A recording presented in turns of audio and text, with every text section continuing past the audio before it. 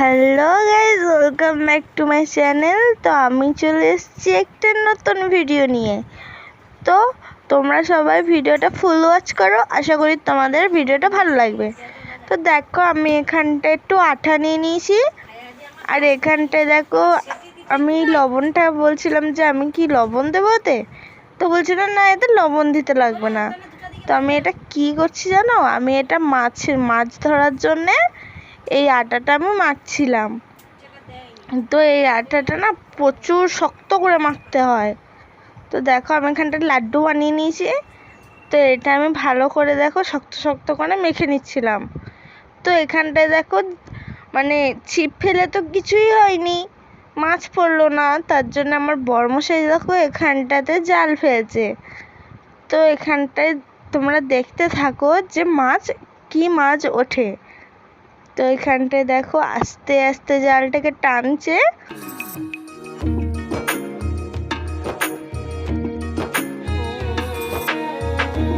তো এখানটায় দেখো জালে কিচ্ছুই উঠলো না, বৃথা গেল এত কষ্ট।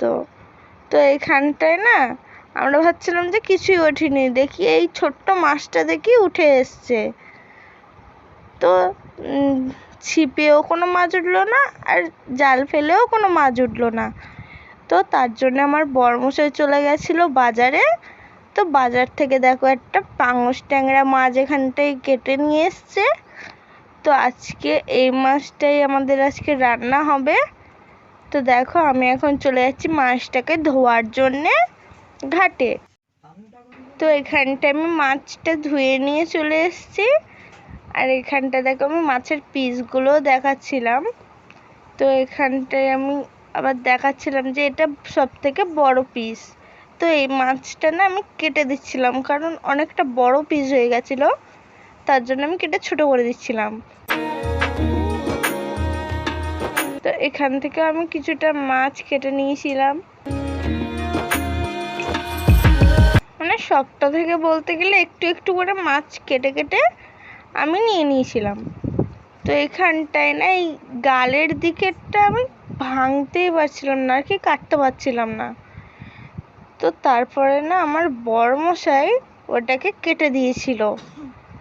তো দেখো এখানটায় আমার কাটা কমপ্লিট হয়ে গেছে, আর এখানটায় আমি একটুখানি মাছের লবণ, হলুদ, লঙ্কা সব কিছু একটু একটু করে দিয়ে দেবো।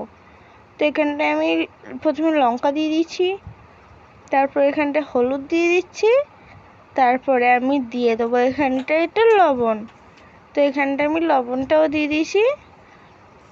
তো আমি এখন ভালো করে মাছটাকে দেখো মেখে নিচ্ছি, যাতে সব মাছগুলোতে নুন আর হলুদ, লঙ্কা সব কিছুই ভালো করে মিক্সড হয়ে যায়। তো এখানটায় আমি ভালো করে দেখো মেখে নিয়েছি।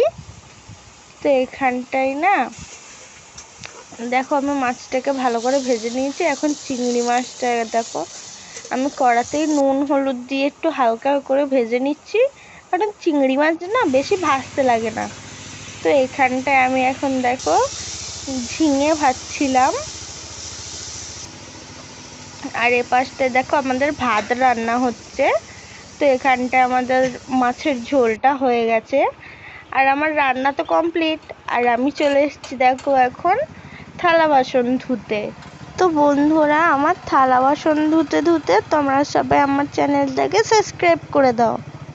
তো চলো তোমরা সবাই ভিডিওটা দেখতে থাকো।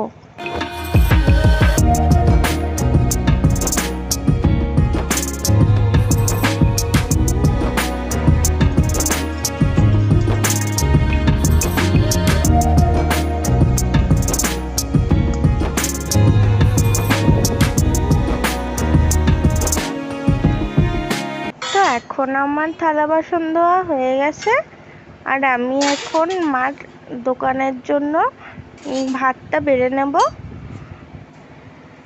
তো দেখো আমি না এখানটায় একবার পুকুর থেকে মেজে ঘষে নিয়ে এসেছি, তো আর একবার করে আমি ভালো ভালো জলে ধুয়ে নিলাম।